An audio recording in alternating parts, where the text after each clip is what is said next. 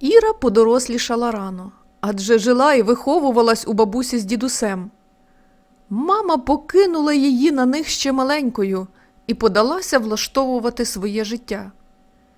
Іра мріяла навчатись в торгівельному технікумі і після школи вступила туди.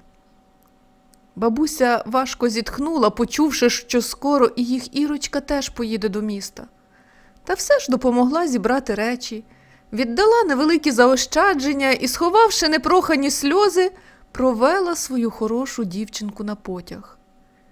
Дідусь міцно обіймав і проводжав мудрими настановами. І тільки на порозі дорослого життя Ірина зрозуміла, скільки вдячності відчуває вона до своїх бабусі й дідуся, і як сильно вона їх любить. Ірі дали кімнату в гуртожитку. Її сусідкою по кімнаті була Олена, з якою й подружилися. Разом вчилися, відпочивали, знайомилися з хлопцями. А через рік у Олени з'явився постійний кавалер Микола. А той через деякий час вирішив сором'язливу сусідку своєї дівчини Іру познайомити з другом Дмитром. Ірі не дуже подобалась ця затія, аж допоки не побачила Дмитра на власні очі. Високого, чорноокого парубка, який примружував свої дивні циганські очі, коли дивився на співрозмовника, від чого його погляд здавався пильним, зацікавленим і з хитринкою, ніби бачив наскрізь. Його чарівна усмішка, спокійний голос просто зачаровували Ірину, хоч говорив він і небагато. Іра також сподобалась йому одразу. Ніжна, тендітна дівчина невисокого зросту із світловолошковими очима, з правильними рисами обличчя, з невеликим трішки кирпатим носиком, тонкими вустами, підборіддям з ямочкою. Не з першої зустрічі, та все ж незабаром відчули, що іскорка промайнула між ними. Почали зустрічатися. Любили гуляти, спостерігаючи за пробудженням від зимової сплячки містечком. Могли спілкуватися годинами, а іноді сидіти мовчки, дослухаючись до власних думок. І навіть їхнє мовчання, здавалося, було сповнене змістом. У своїй кімнаті ночами Іра мріями була з ним, не в змозі відразу заснути. Сидячи на парах у технікумі, прислухалась до власного серця, не могла зосередитись на навчанні. Стала замріяна і мовчазна. Вона боялась зізнатись сама собі, що закохана до нестями і постійно думає про Дмитра. Влітку Іра поїхала до дідуся і бабусі в село. Дмитро жив у місті. Їх юність припала на перші роки незалежності України. Ірі минуло 18 років, а Діма закінчував навчання в ПТУ. Осінню мав іти до армії. Познайомив Ірину зі своєю родиною. Мамою, татом і сестрою на 2 роки молодшою за Дмитра. Руденькою, блакитноокою дівчиною, зовсім не схожою ні на брата, ні на батьків. Та хіба звернула тоді на це увагу Іра? А дарма. Вона тихенько горнулася до Діми, ніжно заглядаючи в його темні закохані очі. І, звичайно, в першу чергу намагалася сподобатись матері хлопця. Адже бачила своє майбутнє в цій родині, мріяла про це. «Ти будеш мене чекати?» – палко запитав Діма, обіймаючи дівчину. «А ти мене заміж покличеш?» – спробувала пожартувати Ірина і відчула тремтіння в голосі. «Я обіцяю тебе чекати. І не тільки чекати, а й дочекатися. Навіть на присягу приїду, якщо буде така можливість». Був вересень місяць. Вечірня прохолода відчутно пробиралась крізь одяг. Вони сиділи у сквері на лавочці під старим кленом, який тихенько шелестів зеленим густим листям від подиху вітру. Діма накинув свою спортивну ковтину на плечі коханої, обіймаючи її міцніше. «Я дуже кохаю тебе, моя дівчинко. Обіцяю, після служби одружитися. Думаю, що з тобою». «Якось невпевнено ти думаєш?» – сумно посміхнулась дівчина, підіймаючись з лавочки. «Ходімо, проведеш мене додому». коли повернусь, познайомиш мене зі своєю сім'єю?» – запитав хлопець. «Ти вже бачив моїх бабусю і дідуся. Вони і є мої найрідніші, і я тебе з ними познайомила. Мама з відчимом і їх сином живуть в Києві. Якщо захочеш, з ними теж познайомлю, але я не так часто з ними спілкуюсь. Відчуваю себе ніби зайвою в тій родині. А знаєш, мені дуже сподобалась твоя мама і тато, хоча він мовчазний і трішки похмурий. Я бачу, ти на нього схожий характером. Слова не витягнеш іноді. Та й про себе майже не розповідаєш. Про дитинство, шкільні роки. Тільки мене про все розпитуєш, а сам відмовчуєшся. Прийде час, ще наговоримось. Наскучить тобі слухати мене. Найголовніше ти знаєш, я тебе кохаю», – пригорнув до себе Ірину хлопець. «І я кохаю тебе», – палко сказала дівчина. В кінці жовтня Ірина провела коханого до війська. Служити його відправили на схід в ракетні війська. На вокзалі мовчки стояла неподалік від його сім'ї. Хлопець підбіг до неї, міцно пригорнув і поцілував у теплі м'які вуста. «Чекай мене!» – вигукнув. А коли потяг рушив, дівчина ще довго дивилась вслід, не в змозі стримати рясні сльози. Стояла, допоки всі не розійшлися. Писала ніжні душевні листи, вкладаючи в них всю свою любов. Ледь встигаючи за ритмом серця, за погодою, за догораючою жовтою, задимленою від спаленого листя осінню, яку описувала в деталях, згодом за засніженими вулицями і сумними роздягнутими деревами. А потім вкладала все світло ніжного весняного сонечка, яке срібними променями, наче дражнило мокру і холодну землю не гріючи. Щоразу з нетерпінням чекала відповіді. Дмитро теж намагався писати з любов'ю, але це завжди було коротко і стисло. Такою вже він був людиною, небагатослівною. Але одного разу Іра відповіді не дочекалася. Пройшов місяць, потім другий. Почала тривожитись, погано спала. Подруга Олена заспокоювала її, як могла. Наречений Олени Микола навчався в інституті, тому отримав відстрочку від армії. Вони з ним досі зустрічались і планували побратися у квітні. Ірина часто згадувала зустрічі з Дмитром, їхні любощі та поцілунки. Вона не могла повірити в те, що Діма забув її. Згадувала вона і час, коли познайомилась з батьками хлопця. Того теплого вечора, коли відбувалось знайомство, Маргарита, сестра Дмитра, дивилась на пару закоханих з погано прихованою злістю. Іра не бачила цього і не звертала уваги, а дарма. Як виявилось, Марго була зведеною сестрою Діми, донькою матері. Маючи сина, батько Дмитра оженився на жіночці, яка сама виховувала донечку. Дмитру було на той час 5 років, а дівчинці Маргариті всього 3. Жили дружньо. Коли дівчинці виповнилось 14 років, то вона випадково дізналась таємницю, що вони з Дімою не є рідними по крові. З симпатією і якоюсь терпкою любов'ю відносилась до нього з тих пір. То було її перше кохання. Ревнувала до інших дівчат, мріяла про нього, як про власного хлопця. Сподівалась, що буде з ним завжди. Нарешті наважилась і розповіла йому про свої почуття. Він ніжно обійняв її за плечі і пообіцяв, що буде любити, оберігати і ставитись як до рідної сестри, але кохання як такого між ними бути не може. Саме ця дитяча закоханість і виявилась несподіваною перешкодою. Рита зненавиділа дівчину Дмитра Іру з першого погляду. Твердо вирішила, що зробить все, щоб розлучити закоханих. В одному з листів до брата розповіла, що побачила Іру з гарним хлопцем, який обіймав її та цілував. Не втрималась і прослідкувала. Побачила, що згодом закохані пішли до Ірини в гуртожиток.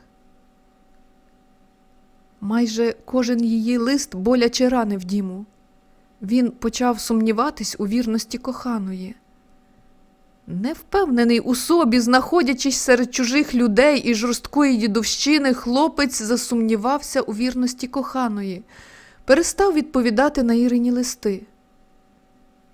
Вона не нав'язувалась і також більше не писала. Дмитро вирішив не повертатися і під кінець служби вступив до школи прапорщиків. Повідомив батьків про це. Марго поїхала до нього, щоб заспокоїти, переконати, що вона і є саме та єдина. Сказала батькам, що поступає в Дніпропетровський університет журналістики. Але перед тим, як поїхати, перестріла Ірину біля гуртожитку і розповіла, що брат під час служби знайшов собі гарну дружину, закохався в неї з першого погляду. Вирішив залишитись в місті, де служив. Одружився і зараз молоде подружжя чекає на дитину. Нарешті Дмитро зустрів свою долю. А Ірі попросив передати, що сильно вибачається. Це життя, нехай не тримає образи і більше не пише і не нагадує про себе. Йому трохи соромно, що так сталося, але вже нічого не зміниш. Іра мовчки зітхнула і відійшла. Ніби заніміла, затерпла її душа, завмерло серце. Ця звістка боляче вразила її. І тільки коли вона дійшла до своєї кімнати, трішки отямилась. Було боляче, треба було виплакати і не носити в собі це, відпустити. На весіллі у подруги Іра познайомилась з Андрієм. Дивився на неї з захопленням, говорив компліменти, запевняючи, що їй дуже личить усмішка, запрошував на кожен танок. Запропонував зустрічатись. Іра почала ходити на побачення з Андрієм, сподіваючись, що це допоможе їй заглушити невимовний біль, не думати про спустошення і відчай, не ятрити болючу рану. Андрій виявився уважним та турботливим, зачаровував своїми простими життєвими розповідями, відволікав Іру від сумних думок. А ще міг бути гарним слухачем і сам. Дізнавшись, що Ірина чекала хлопця, а той зрадив її, Андрій ніжно обійняв дівчину, пригорнув до себе, а вона довірилась. Їй було необхідно виговоритися, сказати Андрієві правду. І після цього стало значно легше. Хлопець зізнався, що кохає Ірину, що вона сподобалась йому, як тільки вперше побачив її, що вона приворожила та полонила його своєю щирістю, чесністю, скромністю і красою. На відміну від Дмитра, Андрій вмів дуже красиво, з ніжністю в голосі говорити компліменти. І Ірина, лежачи на його плечі, заспокоювалась і була дуже вдячною за те, що був поряд, що хоч хтось є поряд з нею і не відвернувся, і не покинув. Не щулась, як погодилась вийти заміж за Андрія. Запевняла себе, що він найкращий, добрий, чуйний, і буде хорошим чоловіком для неї і добрим батьком для їх дітей. Він щиро кохає, нічого не вимагаючи натомість, і вона теж його покохає пізніше.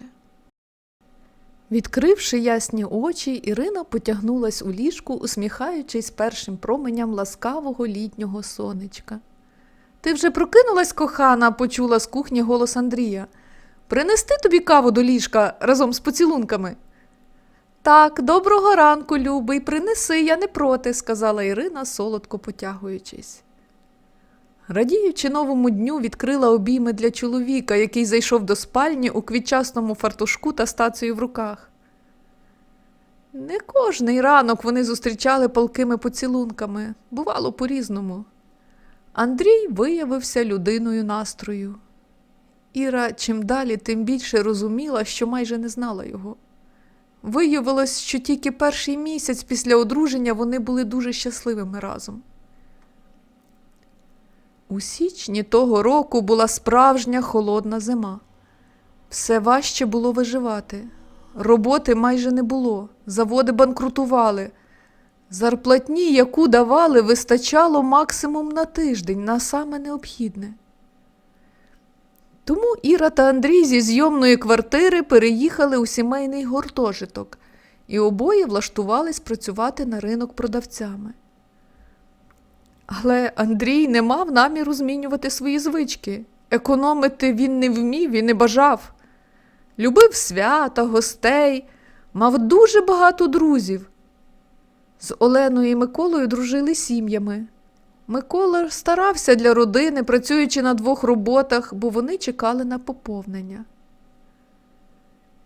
А Ірина боялась сказати чоловікові, що в неї затримка вже 2-й місяць. Адже в них не було ніяких заощаджень. Та й Андрій все частіше пропивав зарплатню з новими товаришами по торгівельним точкам, мотивуючи це тим, що взимку холодно, і це вони так гріються. Ірі хотілося кричати. А їй не холодно? Вона теж стояла на дворі і торгувала овочами. Шкіра її рук стала сухою і потрісканою, лице обвітреним. Але доводилось мовчати, бо боялася його, особливо п'яного. Якось при сварці потрапила, як він пояснив згодом, під його гарячу руку. Правда, потім наступного дня чоловік просив вибачення в неї і сказав, щоб Іра ніколи не чіпала його випившого. Вона ж не маленька дитина і повинна це розуміти. Синці невдовзі зійшли, а біль залишився. І вже не побоювання, а справжній страх. Бо вже й коли мовчала, могла теж не вгодити. І він бив її мовчки, боляче, розлючено дивлячись з якоюсь неприхованою ненавистю. Ірина прийняла рішення зібрати речі і поїхати в село. Перед тим записалась на прийом до лікаря. Руки затремтіли, коли дізналася, що вагітна, і назвали досить великий термін. Дарма вона так довго зволікала. Вже 11-й акушерський тиждень. Серденько б'ється, дитинка формується, вже видно крихітні рученята, тоненькі ніжки. Про все це розповіла лікар-узіст і на завершення сказала: «Вітаю, мамочко, все добре з вашою дитинкою?» І продиктувала медсестрі параметри, які наміряла. Розмір серденька, нирок і півкуль головного мозку. Повертаючись додому, Іра відчувала, як підкошуються ноги і паморочиться, шумить у голові. Як йому повідомити? Що робити? Він бухає. А зранку розлючений, бо страждає від похмілля. Наважилась сказати тільки через тиждень. «І що? Можна ж аборт зробити? І коли ми останній раз спали, щось не пам'ятаю», Андрій вирячив на неї свої безумні очі. «Термін великий, 12 тижнів уже. Ось тоді і спали. Аборт вже пізно робити», – опустила голову Ірина. «Ти хочеш зробити з мене дурня? Як у першу шлюбну ніч, прикидаючись невинною?» Тон голосу чоловіка ставав все агресивнішим. «Ти ж знав, що в мене був хлопець. Я тобі про все розповіла ще, коли ми зустрічалися». «Ага, тільки не повідомила, що йому давала. А може, і не тільки йому одному?» – істерично засміявся Андрій. Цей сміх дуже злякав Ірину. «Припини», – попросила вона, – «будь ласка, я вірила, що ти мене кохаєш». «І я вірив. А що таке кохання? Поясни». «Стан ейфорії, прискорене серцебиття, бажання». «Хіба що останнє – бажання». І я його задовільнив. Все. Позбудься дитини або йди геть. Я не хочу бачити твоє похмуре, вічно невдоволене обличчя».